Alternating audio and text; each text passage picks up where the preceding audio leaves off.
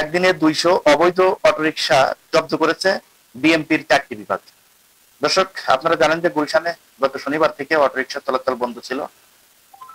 বন্ধ থাকার পরও এই গুলশান এলাকায় এখন যারা অটোরিকশা চালক রয়েছে তাদের যে তাণ্ডব আপনারা দেখেছেন, এবং তাদের যে অবরোধ কর্মসূচি ছিল সেই অবরোধেও আপনারা তাদের উগ্র মিজাজ, তাদের যেই উগ্রতা, তাদের যেই আন্দোলনের যেই ধারা সেগুলো আপনারা দেখেছেন।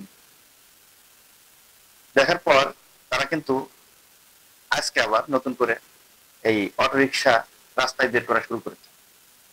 রাস্তায় অটোরিকশা বের করার ফলে ঢাকা মেট্রোপলিটন পুলিশের যেই ট্রাফিক বিভাগের যে ডিসি রয়েছে তারই নির্দেশে প্রায় 200টি অটোরিকশা আটক করা হয়েছে।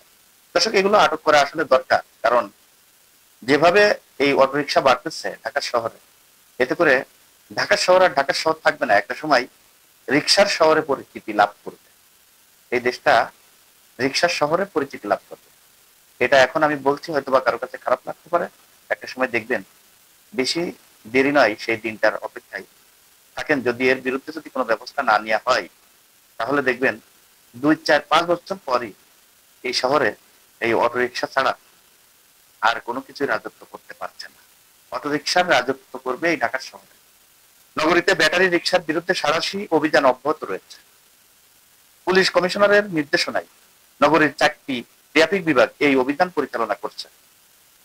গতকাল সোমবার নগরীতে 2 শতাধিক ব্যাটারি রিকশা আটক করা হয়েছে।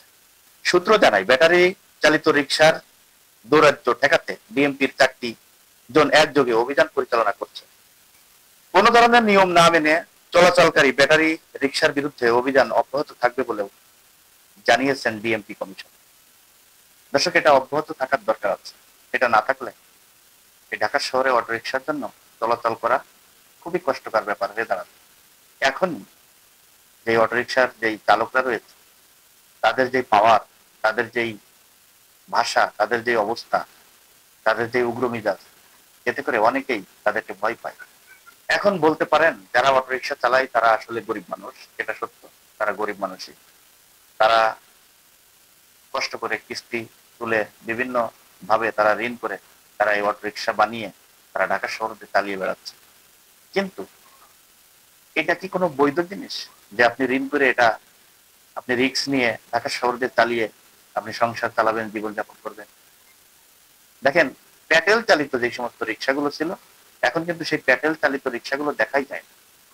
আর প্যাটেল চালিত রিক্সা ঢাকা শহরে এখন মানুষ চড়তেও চায় না, কারণ প্যাটেল চালিত রিক্সায় যদি মানুষ ওঠে সেই রিক্সাটি যেতে অনেক সময় লাগে। এই জন্য তারা অতি দ্রুত যাওয়ার জন্য এই ব্যাটারি চালিত অটো রিক্সায় চড়ে বসে। এই জন্য কি এই প্যাটেল চালিত অটো রিক্সা একেবারেই বন্ধ হয়ে যাবে? না, আমি মনে করি এই প্যাটেল চালিত অটো রিক্সা থাকা উচিত, কারণ এই প্যাটেল চালিত অটো রিক্সা যদি থাকে তাহলে ঢাকা শহরে অ্যাক্সিডেন্টের হার অনেকটাই কমে যাবে। আর অ্যাক্সিডেন্টের হার যদি কমে যায়, মানুষের জীবনযাপন চলার ক্ষেত্রে অনেক সহজ হয়ে যাবে। সবসময় মনে রাখতে হবে, সময়ের থেকে জীবনের মূল্য অনেক বেশি। এটা মনে রেখেই কিন্তু চলতে হবে। দর্শক, আজ এই পর্যন্তই। পরবর্তী ভিডিও দেখার অনুরোধ জানিয়ে এখানে বিদায় নিচ্ছি। আমি মোহাম্মদ মিতুল হোসেন। আসসালামু আলাইকুম ওয়া রাহমাতুল্লাহি ওয়া বারাকাতুহু।